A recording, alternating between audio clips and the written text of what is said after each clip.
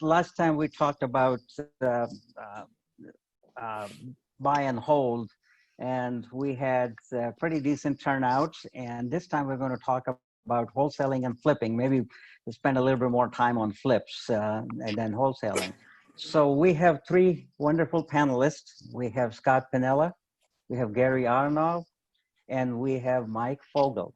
So how about if we take a couple of minutes each, starting with Scott, introduce yourself and briefly talk about the type of investments you have, and if you want to share how many you have in terms of flips or how many you have done, it would be awesome. Let's get started.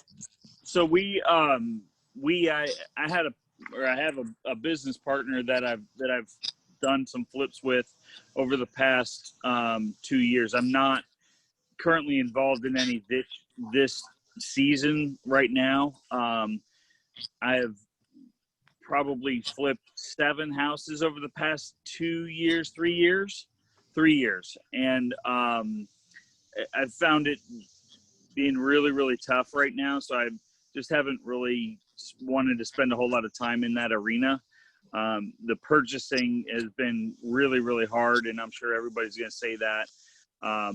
Gary's probably had a better luck at finding, and he's gone after it a lot more than I have. But I'm kind of what I would consider a part-time flipper, a light flipper, somebody who finds the right deal and can make a small percentage on it. My ideal percentage obviously is as high as you can get. However, if I can make around 10 to 20%, that's a good number for me. And then kind of hit singles and doubles and move on. And if I happen to hit a triple, then that's great. I've leveraged it to a point where we cashed out a lot of our money, bought some holds, and bought a short-term Airbnb deal down in Hilton Head, South Carolina. So that's where a lot of our flip profits have gone into, and it's a really nice property that we've got down there that we've done really well with. How long have you been doing flips, Scott, altogether? I think my first one was like 8 years ago, and then I took like a 3-year break, and then I picked some up about 5 years ago, and have flipped a couple each year up until about this year. I'm not really, like I said, I've just taken my eye off of that ball on purpose, and not a big thing for us to do right now currently. Okay. How about you, Gary? All right, so Gary Arnov. I've been in real estate as a whole 8 or 9 years. I've been at Keller the past 7 or 8, and I got into real estate investing. It's always been an interest to me. It's actually a friend of mine in a different state. I look up to him. He's been in real estate a while, and he kind of got me thinking more about real estate. The other side of it, because I'm lazy in the sense of I like to do what I like to do, and I don't like to do what I don't want to do. So I thought about by flipping and working with investors, I'm going to create my own inventory, so I'm not going to have to make cold calls, basically. I've done probably over the past hot and heavy, I'd say I've been doing it 3 years, although my first project was probably 5 years or so ago. Between wholesales and flips, probably 35 exits, I would say 35, 40 over the past 3 years. As far as last year was my busiest year. This year, I'm in the process of buying one that we should be closing on this week or next. And I also work with investors. So some of the properties I find, I wholesale to them, and then I list those properties after they're complete. Okay. How about you, Mike?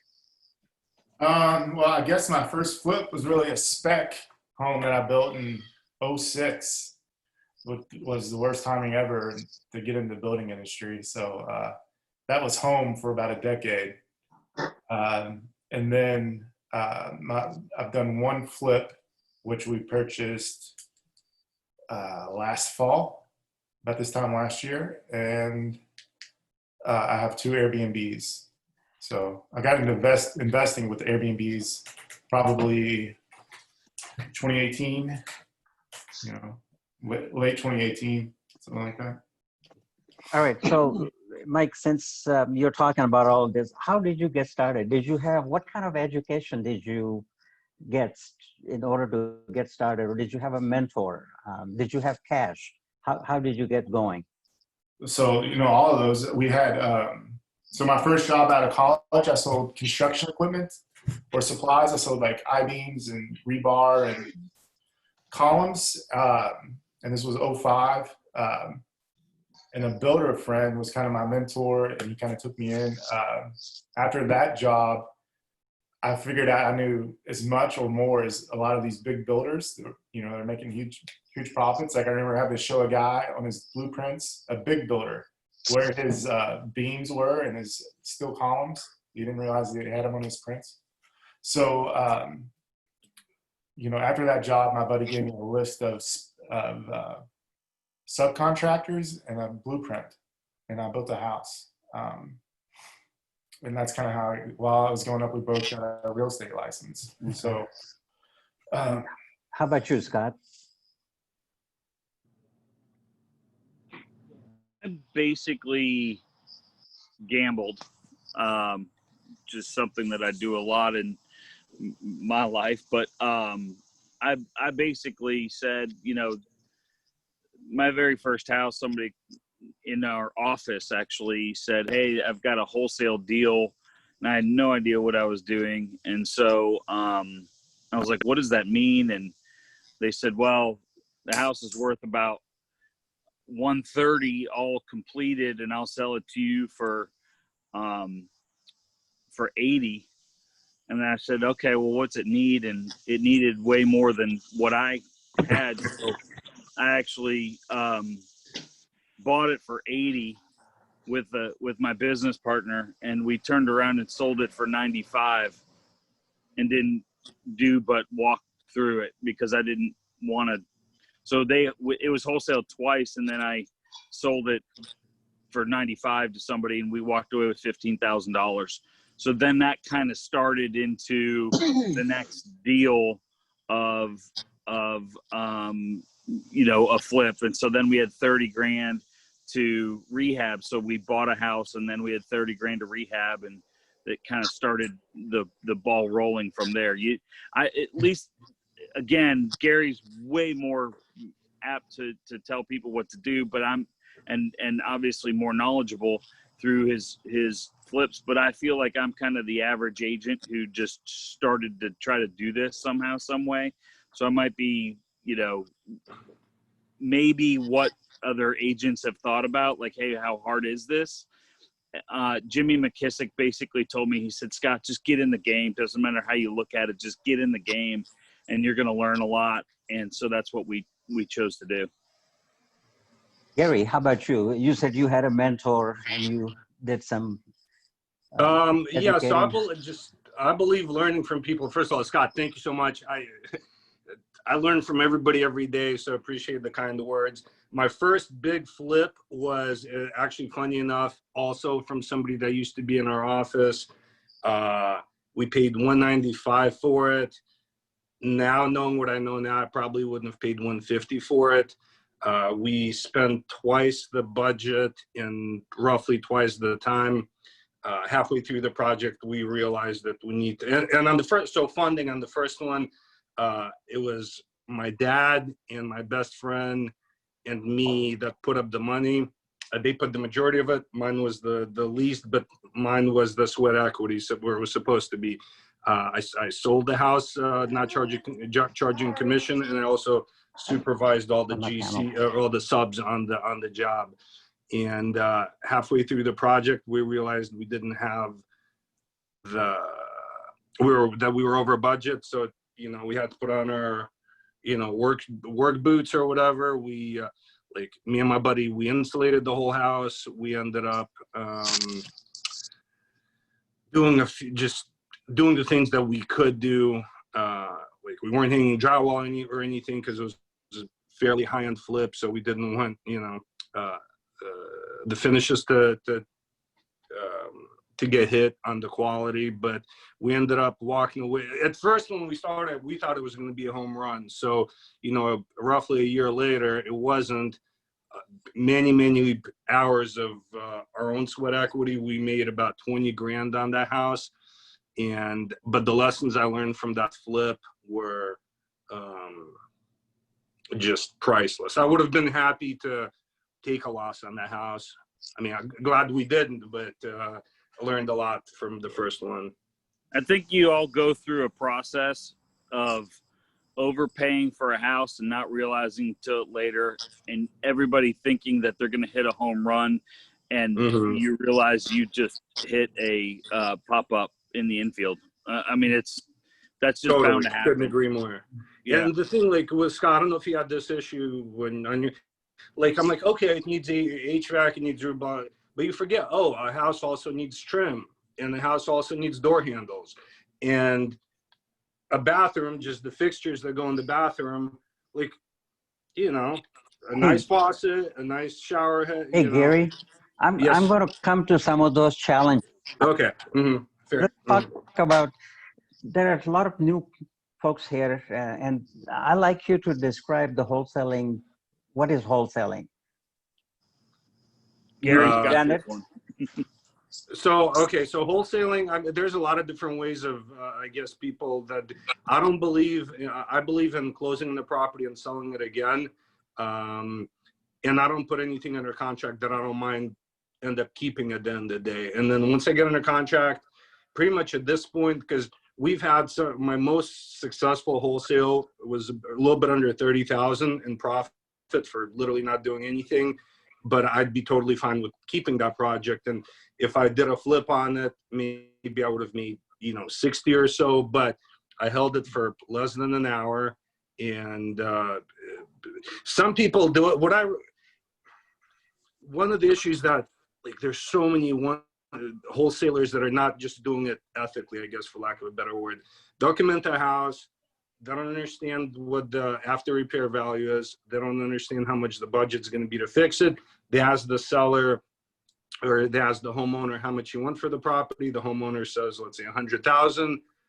They pretty much automatically agree, and then try to sell this property to an investor for 110, 115, whatever the number may be. And a lot of times what wholesalers are asking for,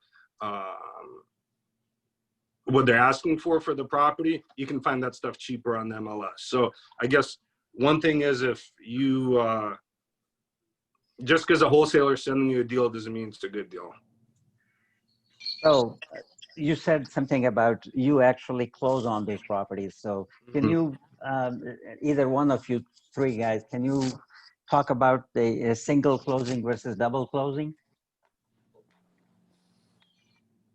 I cannot speak to that. Okay, maybe let Gary talk about it. Sure. So a double, if you're doing a single closing, basically the seller is there, the end buyer is there, and your assignment fee is typically in the settlement statement.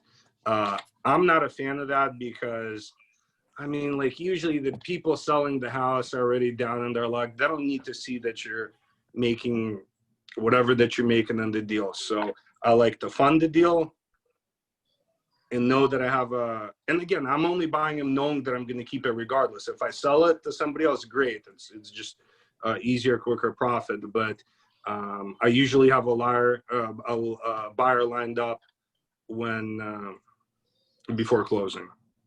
And it costs a little bit of extra money. So, but if you have a good relationship with the title company, they'll, waive some fees for you, et cetera, et cetera. But I just, the other issue with doing a double closing is, what if the end buyer backs out for whatever reason? Well, you're screwed. Well, you're not in a good spot because you promised something to the seller and you can't deliver if your money is not available. That's another reason I'm doing those types of closings. Scott, do you have anything else to add to that? I really don't. I mean, if you have a wholesale deal that has come to you, I just believe in doing it right. And I don't mean just right as in the proper way to do it, but legally right. And that's where I would lean on people who have done it before. Harry will walk you through that process to do it, and not just legally right, but I think that ethically right is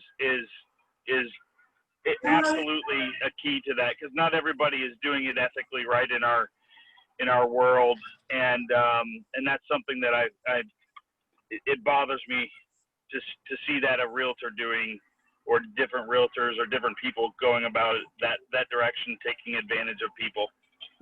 Well, that's a public perception there that you're actually stealing these properties from people who are in trouble. If I could add one thing to that, to what Scott said. Some people who are. There are. But just to add to what Scott said, when I'm going to an appointment, whether it's to list a house or to buy it as an investor, I always present both opportunities. And some people, like I had one deal last year to where like this lady that was retiring was moving to like Atlanta or something. Perfect house, didn't need anything. And I'm like, ma'am, you're gonna make more money by letting me list this and selling it in the market. And she said, she didn't want people, she didn't want to deal with it. So, I mean, we got it for about 25 grand under, and made like, by selling it, paying commissions afterward, we still made a good profit, but the house didn't need anything. So, but some people just don't. Yeah, there's a form that I used. I've used it 3 times, and 2 times they ended up listing with me because I went that direction with them. I've only done, like I said, I've only done 2 what I would consider wholesale deals, but the other 2 were, here's what you would be making in the open market. Here's what you would be making if I purchased it, and literally showing them the difference. And again, I ended up listing them, selling them, making more money. I got a great referral client out of it, super respectful, and that to me is the route to go. And I don't know Brad very well. He was or is on this call, I don't know, but Brad and Katie know in our office have also been doing quite a bit of flip work. I don't know if they've been doing it through a wholesale process or not, but they just do a fantastic job as well as far as the end result is concerned. So that's somebody else that I would ask to enter into that conversation if you're talking about doing flipping as well. Let me ask another question here. If I'm an agent who has not done investments before and I want to go ahead and get started, how do I go about finding sellers? Mike, got some input on that? How do you go about finding sellers? Well, the 3 that I bought, the first one was on the MLS. It was under contract. It was perfect for what I was looking for. So I called the agent and said, hey, let me know if this falls apart. I'd be interested. When it fell apart, and I bought it. The second one, Todd was at this. Todd Paxson was at this thing with JP Pirtle at our office. So I'm at JP Pirtle's class, and he says every time you go into a listing, try to buy it. So I take that class, and the next day I get a call from a guy. I said, hey, I want to sell my house and I want to sell it fast. I got your number from so and so. Can you come by and look at it? I said, yeah, I'll be there in an hour. And I show up to the house, and this big heavyset guy gets out, walks to the front door. He's winded. He sits down and says, hey, do you buy houses? Will you buy this house for me? And it just fell in my lap, like, the day after I took that class. So I ended up buying that for $100,000. I took on a partner, which I think that was my biggest mistake, because the partner, he didn't, we split the profits 50-50, and it was probably 80-20 or 90-10, with effort. He just brought half the cash, and I brought 90% of his knowledge and awesome. How about you, Gary? Where do you go to find your sellers? I think so. Just with that, with finding sellers and finding buyers, I think it's a marathon, not a sprint. Like if you I've had people at the office that just know I've bought 2 properties and from agents in our office that just know I buy properties. Besides that, I drive, like all of us drive around a lot for our jobs, and I'm all whatever street. Sorry. Okay. Whenever I'm driving around showing houses, if I see a house that looks run down, I write down that address and I do some research on it. Also, I've done mailers, I've done AdWords, I've done social media. But I'd say the most one, it's between just driving and looking at properties. Just that's something I do every day. Anyways, that's what all of us do every day if we're producing agents. And then actually one of the, so not the house I live in now, but the house right before this was in St. Matthews, and I was going through a divorce. I wanted to live in St. Matthews, couldn't really afford a retail deal there, so I just was driving around and looking for houses that look run down. And I ended up, this guy called me, and long story short, we ended up trading houses. I paid him a little bit more money. And then, I picked up a pretty sweet, awesome house in St. Matthews for $240, which, I did a remodel in there, but ended up selling it in like the threes, I'll say 335 or 340. So combination of everything and different approaches. Like I hate calling, so I try not to. I send letters. I send things that people reach out to me instead of me reaching out to people. So Gary, for the newbies who is wanting to get into this thing, if they see a piece of property with tall grass and boarded windows or whatever, what research do you do and how do you go about finding the owner? Sure. Well, there's PVA, right? So we all have access to the PVA from our office. It's easy to send a letter to them. Also, and look up a video or reach out to me. There's a way you can take yellow whatever, notebook paper or whatever this stuff's called. You make a template, a handwritten template. It says hi, and then leave a space blank. I'm interested in buying your house. Leave some spots that you can fill. Now you take this piece of paper, you put it in an inkjet printer and make a bunch of copies on the same yellow paper, and you have a template that you can send out that looks like a handwritten note. It saves you a lot of time, and if you just have a stack of these, instead of having to write everything from scratch, you can have templates that you got to put in their name, their address, and that's it. So and there's also skip tracing software, which if you're not familiar with that, what that does is you can find the owner's phone number, and there's a ton of different programs. I think the one that we use is called Skip Genie. I can double check and share. I think it's called Skip Genie, but there's a million options there. So that's the cheapest way, because if you're spending, like last year I was spending $5,000 a month on AdWords, like that's a lot, so if you're just starting off, there's no need to do that unless you just have just deep pockets and you want to get in hot and heavy, but I wouldn't recommend it for new people. So next question for the panel is, before you buy a property or when you look at a piece of property, do you have a criteria that for wholesaling, that this is how much money you want to make? I think on a flip, Scott said something about 10 to 20%. What about wholesaling?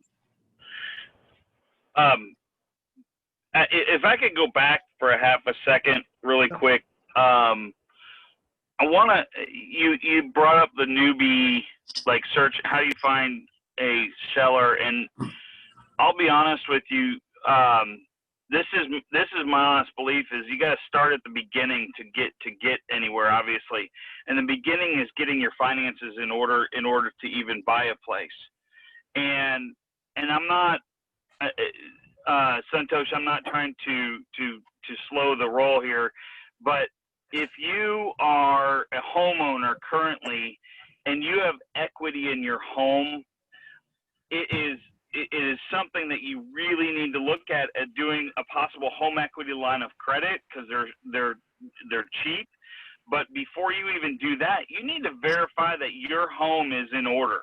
and your finances are in order before you even get into the game of flipping, which is just like the stock market. It's a legal form of gambling, I guess it all is, but you got to make sure that you have enough in there to take a $12,000 loss, because you're going to take a loss.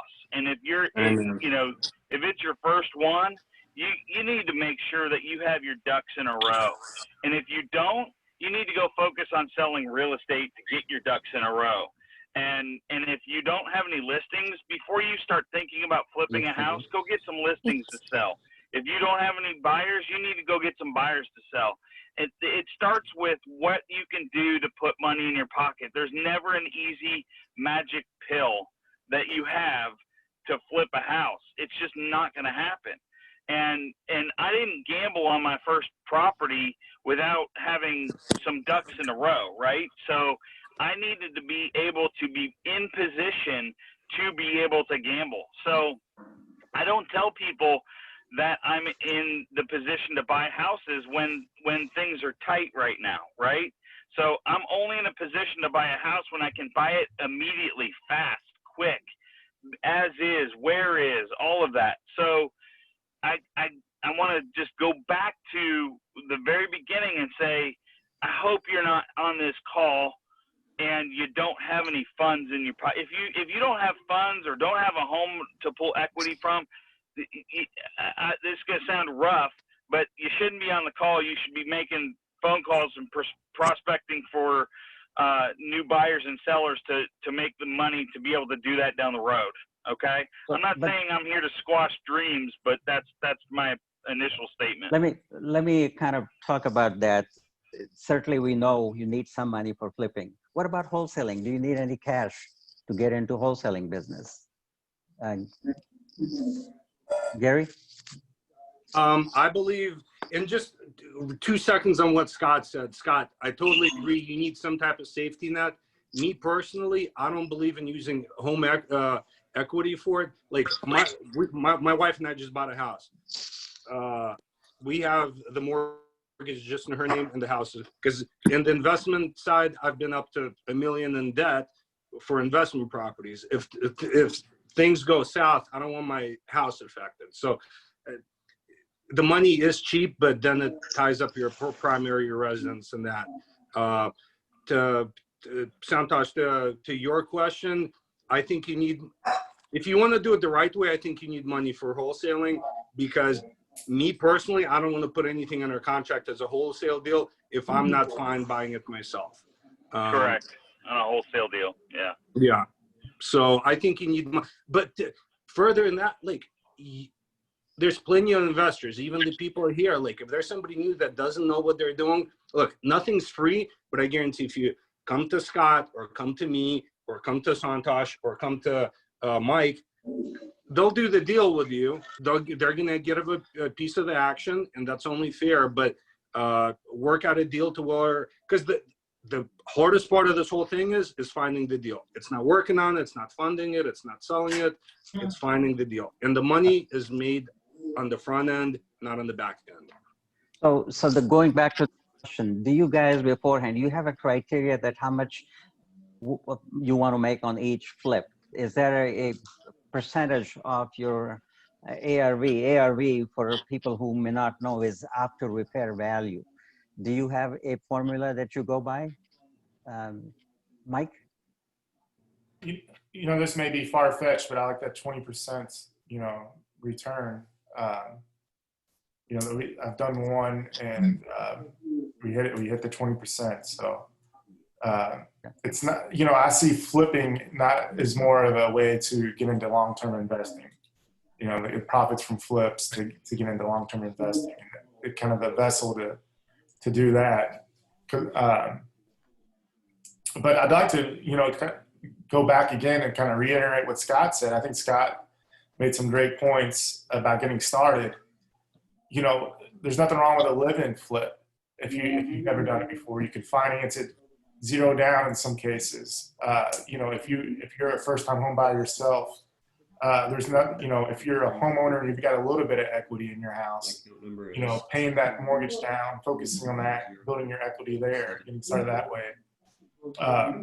you being a homeowner yourself is where you're going to create the wealth to get the funds. And I think in most cases. Gary, is 20% a realistic number? I just look at how complicated the project is. I mean, the most we've made on a flip was mid 80,000, like it was like 82, 84,000. And that was a 330,000 or 335 sale.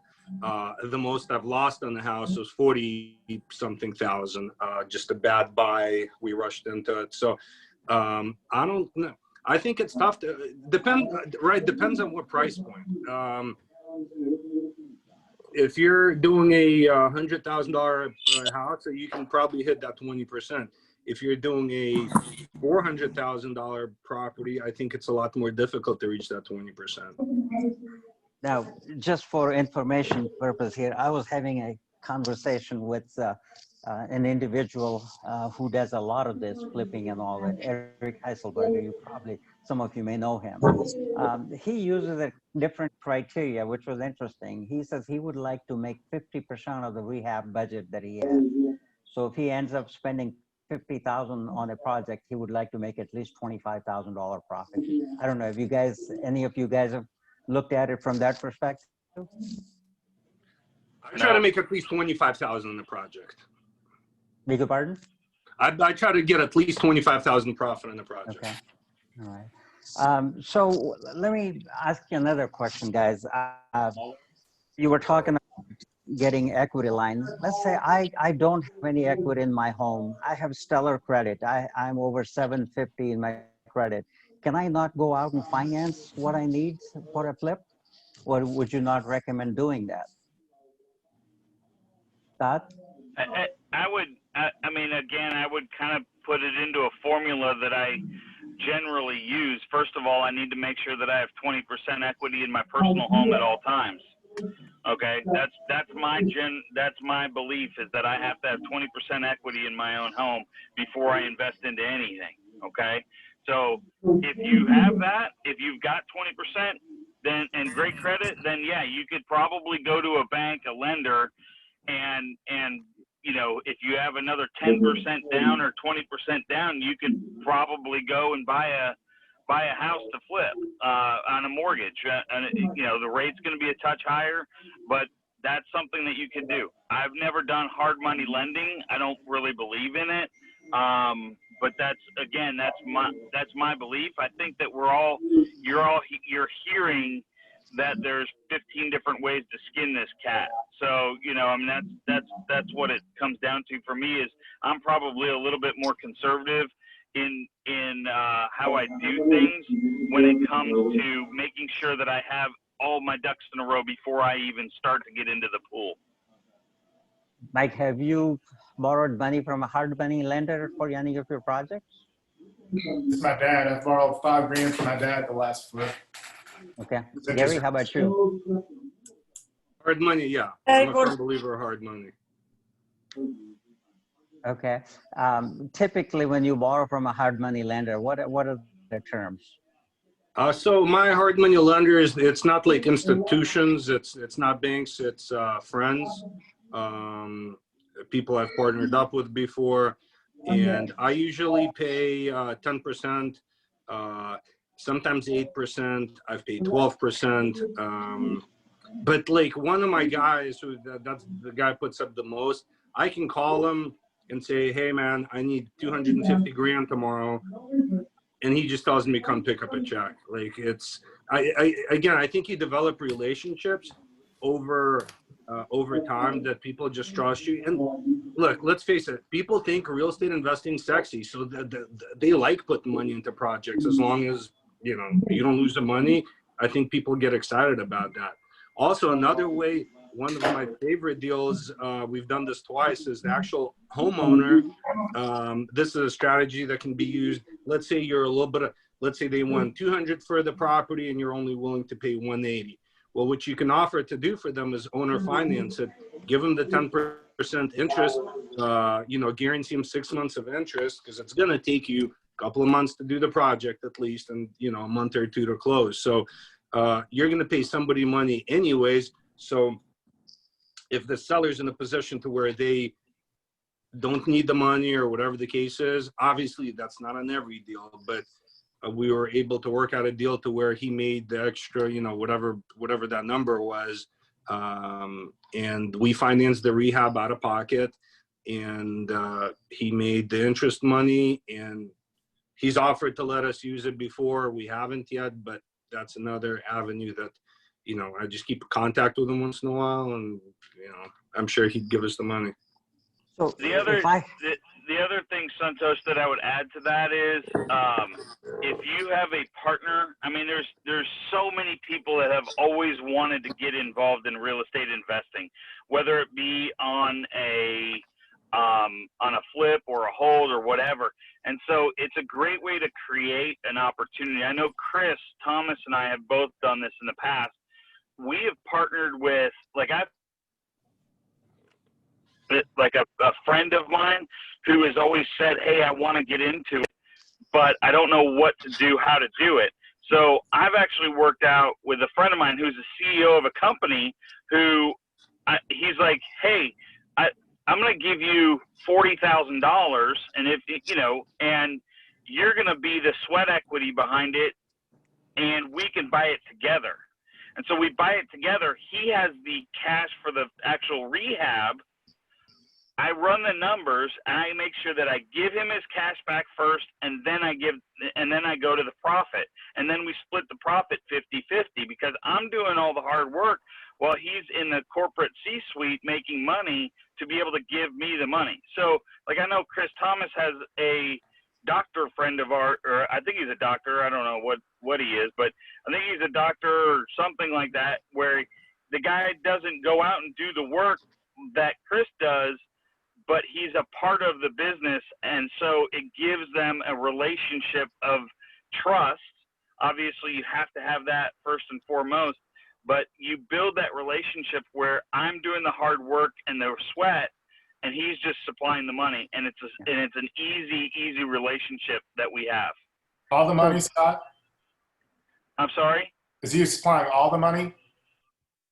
I've done it both ways. I've had one partner where we bought the property together, where we both put in $30,000. It was a $60,000 purchase, and then he had the extra. I didn't have any extra. I gave everything I possibly could to buy it with him. So it cost $30,000 to rehab. So he put up 60, I put up 30, but I did all the work, and then we split the profits and made $15,000 each. It was a really easy deal, but we each made $15,000, and it was like in 4 months. we have one other avenue for funding is if you know somebody who has money sitting in a retirement account, they like to go ahead and let you have this money so they can make a lot more return on their investment with the interest payment that you make. And if you have borrowed money from equity line or whatever, don't be bashful that you see that interest rates from private money lenders too high because you're borrowing that money for a short time. So don't let that keep you from making investments. That's a thing for newbies. What about this P word I heard a couple of times, a partnership? Mike says that he had a partner, didn't really work well. Last time Todd talked about having numerous partners and so forth. Jimmy had a number of partners. What do you guys think? Gary, you have some partners. How does a partnership work? I do projects with those partners, and I've started to do, here's the thing, a partnership's got to make sense, right? And I've been in partnerships before where it didn't make sense. Like if you're doing all the value, it's not a partnership, it's an investment. Yep. And I think there's a difference between investment and partnership. So there are projects that are just beyond I did a crazy rehab in St. Matthews. We bought it for 108, I think, and we sold it for 450. And it's not all like we made less than 100,000 on it. On that one, I think we made like 70. But I thought the house needed to be just bulldozed, and I thought we were getting an empty lot essentially. But there's a builder I work with, really knowledgeable. He looked at it just from the outside. He said, foundation looks solid. We'll be able to fix everything in the inside. So I would know that. I know which wall to take out. I know what order things need to go in, and I could probably do. But there was just so much going on in the house that it was beyond my expertise, and so a partner like that makes sense. I'm doing one so I'm buying one this week or next week with my dad. He's close to retirement. He wants something to do. We both put up equal amount of money, and he's going to kind of supervise it. He wants in retirement. He wants to do 2 or 3 houses a year. It's good extra money for them, and I'm happy to help my family. So I think partnerships. What I've learned over having multiple partnerships, I would rather do JVs, which joint ventures, which is just like 2 LLCs partnering up on a deal, on the one deal, and if it works, great, you can do another one. But I'd rather date instead of marry when it comes to business. So I talk about divorce before we get married. To be honest with you, we often talk about exactly what you just said. Like, first of all, I'm not in a partnership with somebody I don't know. And not only don't know, but I don't know I'm only in partnership. I'm in 2, 3 different partnerships with people I absolutely trust. Literally with if I gave them $100,000, I'd trust them with that $100,000. I'm not doing business with people I don't trust. Mm-hmm. And, to the point where, and Lucy just asked me this, to the point where they are great with me getting paid as an agent, getting paid on the purchase of the property, and even charging the partnership a commission when we sell, because that's part of my income and that's part of what I'm doing to actually. Now I discount it. I charge myself 1.5%, so I charge myself 4.5% when I sell a property that I own, but I still take 1.5% commission. And my partners are fine with that because we discussed it on the front end, because there's an expense to doing business. Absolutely. There's an expense to having listings, and you're going to charge yourself for that. So I absolutely talk about the partnership. I have everything out front. I talk about commission, getting paid on the front end. When we buy it as a group, I get paid 3%. It's actually where part of my money comes from. If we wanted to reduce that money or the sales price by 3%, we could do that too. But then I'm not going to be responsible for putting in an extra 3%. So, real quick on that, only if it's on MLS or if it's off market, do you charge the company also 3%? Like if you buy something off market. Oh, sorry. Oh, yeah. That if I buy something off market, I do not charge I don't charge myself 3%. No, sorry. No, It's only if it's an MLS deal. And I'll say we've all bought something on the MLS before. I know Chris has, I know I have, I know Suntesh has, Gary has, I have. The MLS is the easiest place to find something. It might not be the best deal you've ever had. So, Mike, are you buying these properties and putting them in your own personal name, or are you putting them in an LLC? Are you using land trust? How are you doing? We do. They eventually end up in an LLC if we hold them. One mistake I made, and I wish I would have done different on this most recent one we bought, is I wish I would have purchased it in my name at the beginning, because after the rehab, if you're going to hold it after the rehab, depending on how long the rehab takes, if it takes 4 months or 2 months, you can wait another couple of months and get financing in your name, and then quit claiming over to the LLC. And if it's in your name, that opens up, the opportunity to work with more banks and have different options for permanent financing. But how about you, Gary? I believe it. I think that is different for different folks. If you're just starting off, here's the thing. If you have nothing to lose, then buy it in your personal name. If you have a bunch of assets in your personal name, don't buy in your personal name, because lawyers aren't stupid either. If you don't have anything, they're not going to sue you because there's nothing to sue for. But I'm not a believer of taking into your personal name. How about you, Scott? I'm in an LLC. We have LLCs. We did land trust. Land trust is just an extra way for protection of finding out. It's harder to figure out who owns the house. That's about all it was there for. And you have to have a trustee, and it's a big pain in the butt if your trustee leaves the Yeah, state. I'm not You a don't fan. talk to them anymore, and all of that. Land trusts are probably great, but it's a lot of paperwork and a lot more time, and I just don't. That's not something I want to deal with. So one of the things for newbies here to remember is that when you are doing a wholesaling or if you're doing flipping, and if you're keeping, especially on the flip, if you're keeping the property less than 12 months, you're going to have to pay Uncle Sam a short-term capital gain. So even if you're making 15 or 20%, be prepared, set aside some money for income tax. So let's go on to flipping and project management. Flipping there is a lot of work from the time you acquire the property to the time you're ready to sell it. How do you guys manage your projects? We'll start with Mike. This most recent one I did, a guy I played high school basketball with. He's a contractor for a builder. He does roofing, siding, tile, hardwood. He pretty much did the whole project on this most recent one. And then I've had a handyman handle a lot of the stuff. The contractor, the hiring contractor, did the best quality work. And then my father-in-law did one for us. He did it. He just did our first Airbnb kind of as a gift. He did most of the work. So when you are doing this, Mike, do you have to show up there every day to keep an eye on the contractors, or do you use a general contractor? Or what I did with the general contractor, that was the flip. I just showed up every now and then to see if he had questions, maybe once a day, 10 minutes a day I'm there.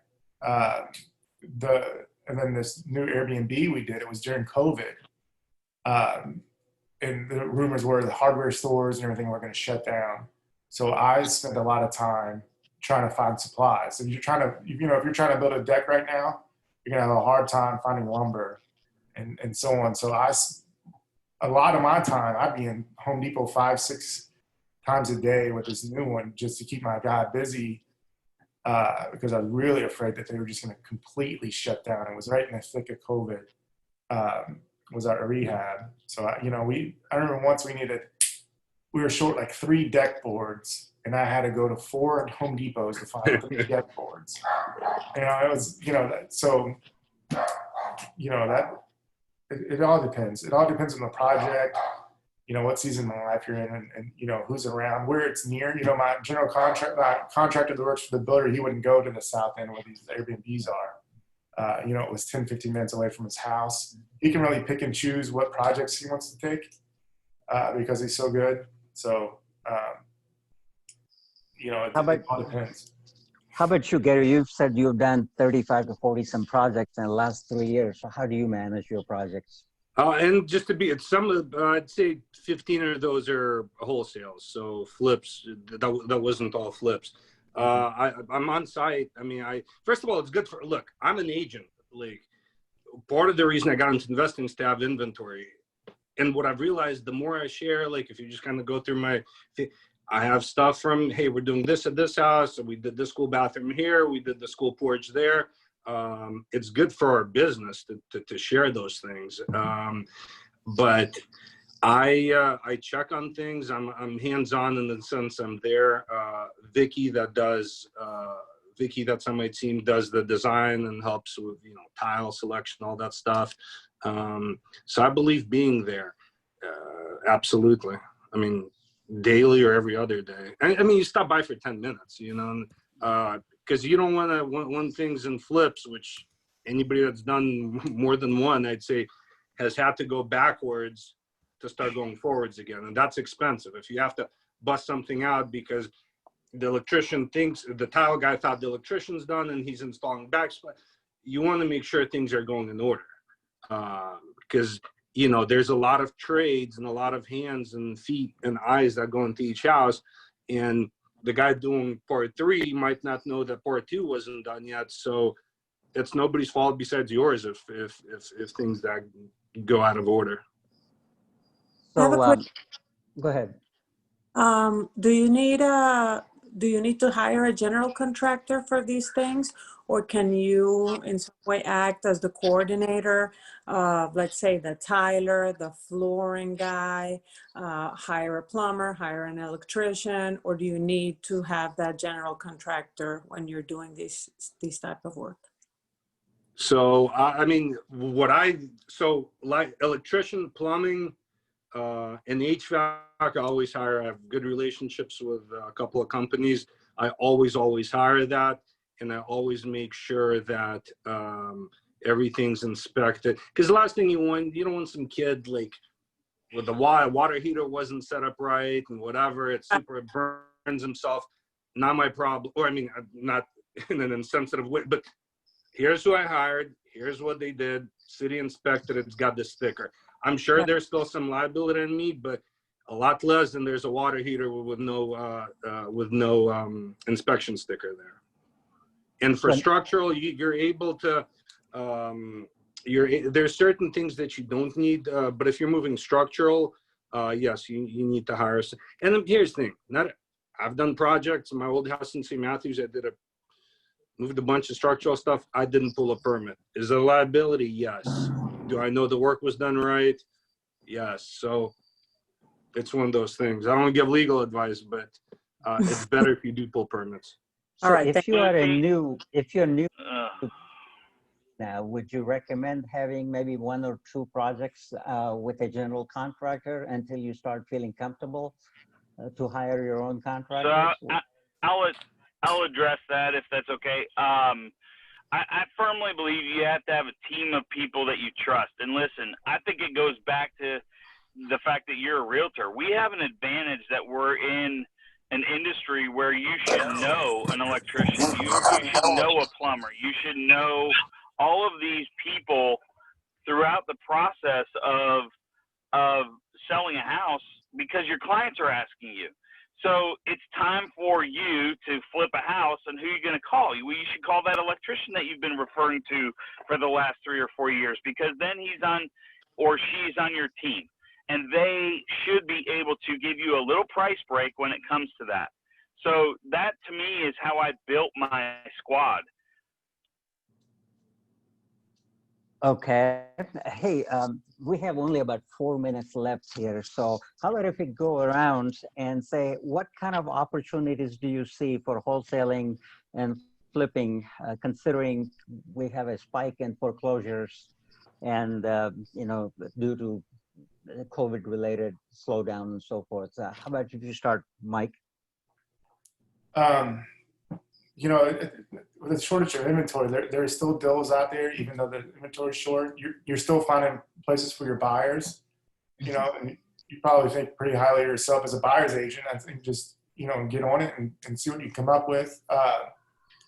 The foreclosure list at the county clerk's house, I think that's a place to start that was never mentioned. Just getting to those houses before they hit foreclosure sale, the auction, and trying to buy them, cash and paying off, and seeing if you can work a deal where the debt's paid off and you can get the place. But there's still a deal. It may be harder, but there's still deals out there to be had. You just, have to work for them.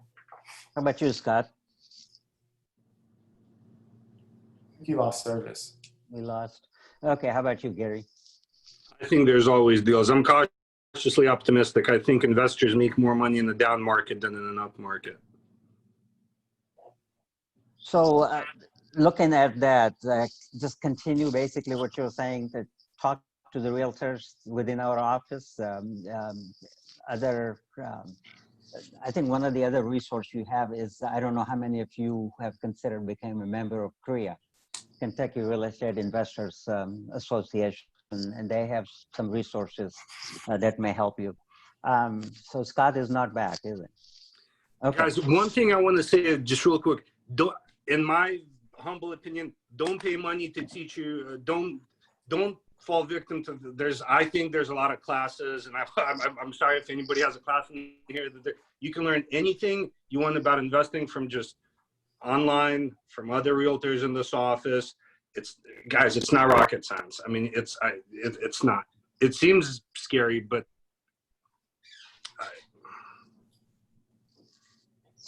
So one for anybody who has not done this before, right now we have a project going, and we acquired this property on September 4th, and tomorrow is the first day for our first contractor is going to start working on things. So if anybody is interested, just shoot me a message. I'll be happy to meet you there at this site and kind of walk you through the process we are going through. That would be a kind of a learning on the on-site type of thing. I know you're not a part of this panel, but I have Todd as well as Chris. You guys have any additional comments? Todd, do you want to add something to this? You're muted. There we go. There you go. Thanks again for having me. Obviously, if you see any deals in Southern Indiana, send them my way. If you need a Southern Indiana referral partner, we'd love to be it. I agree with so much you said, Gary. That was a great tip. I've never thought about copying a yellow sheet of paper. I'm a little old school farm boy and write out a note whenever I need to. And I definitely agree with Mike. Never go on a listing appointment to just list the house. I coach with Brian Gubernack and Brett Tanner, and they said always take a little piece everywhere that you go. Gary, I agree with you on wholesaling that I'm taking advantage of them. However, Troy and I talk all the time, like if the people are happy and satisfied, you've done them a good service, because money is, not always the answer. It's not always money. What's that? Not always money. No, it's not. I mean, they just want to be done tomorrow, and we can do that. That type of thing. So that's it. Always look for opportunities. I agree with Scott. Don't try not to tie up your personal assets. We've got it situated where my wife and I, we don't own anything anymore, which is kind of nice. It took years to do that. I think everything's protected, maybe except the Jeep, which is just a toy car. But other than that, man, just protect your assets. Don't spend stupid money. You make money when you buy, and you get paid when you sell.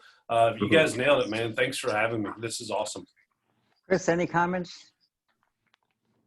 I would just say back to Lucy's question about the GC.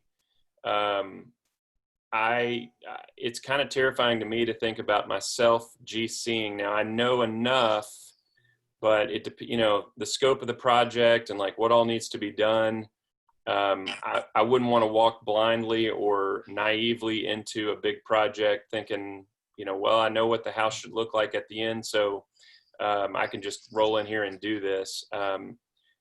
Build a bench get a team together and build your bench. Get multiple options from every discipline that you're going to need, and then start utilizing those people. That's what I would say. Especially if you have multiple projects going at one time, it makes more sense to have a GC instead of trying to manage it all yourself. It's so expensive to have to go back and fix stuff. So just,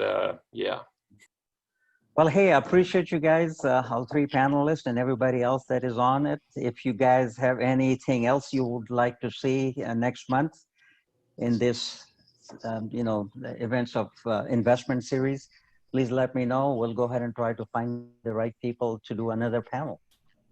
Thanks, everybody. Thanks, guys. Appreciate it. Yeah.